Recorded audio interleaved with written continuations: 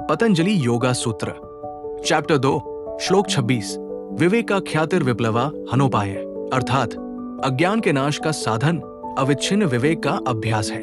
अभ्यास का वास्तविक लक्ष्य यही है, सत और असत के बीच विवेक।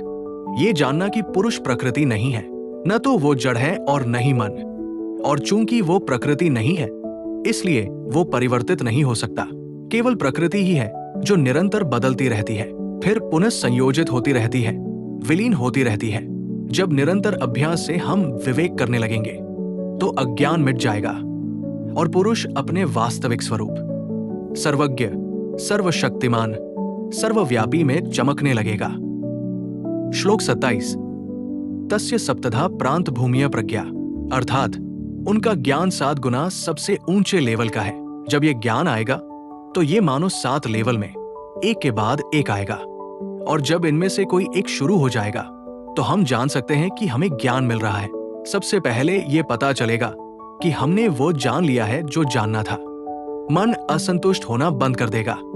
जब हमें ज्ञान की प्यास का एहसास होता है तो हम इधर उधर जहां भी हमें लगता है कि हमें कुछ सच मिल सकता है, वहां खोजना शुरू कर देते हैं, और जब वो नहीं मिलता तो हम असंतुष्ट हो जाते हैं और एक नई दिशा में खोज करते हैं। सारी खोज बेकार है जब तक हम ये महसूस नहीं करने लगते कि ज्ञान हमारे अंदर है, कि कोई हमारी मदद नहीं कर सकता, कि हमें अपनी मदद खुद करनी होगी।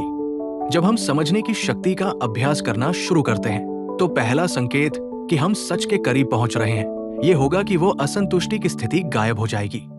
हमें पूरा यकीन हो जाएगा कि हमें सच मिल गया है और ये सच के अलावा कुछ और नहीं हो सकता। तब हम जान सकते हैं कि सूरज उग रहा है, हमारे लिए सुबह हो रही है, और हिम्मत करके हमें तब तक डटे रहना चाहिए जब तक हमारा लक्ष्य पूरा ना हो जाए।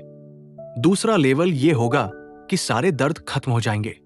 दुनिया में किसी भी चीज के लिए, चाहे वो शारीरिक हो, मानसिक हो या आध्यात्मिक, हमें दर्द देना नामुमकिन होगा। तीसरा लेवल ये होगा कि हमें पूरा ज्ञान मिल जाएगा, कि सब कुछ जानने वाला हम हो जाएंगे। इसके बाद वो आएगा जिसे चित्त की आजादी कहते हैं। हम महसूस करेंगे कि ये सारी मुश्किलें और संघर्ष हमसे दूर हो गए हैं। मन के ये सारे उतार चढ़ाव, जब मन को कंट्रोल नहीं किया जा सकता तो नीचे गिर जाते हैं, जैसे कोई पत्थर पहाड़ की चोटी से घाटी में गिर जाता है और फिर कभी ऊपर नहीं आता।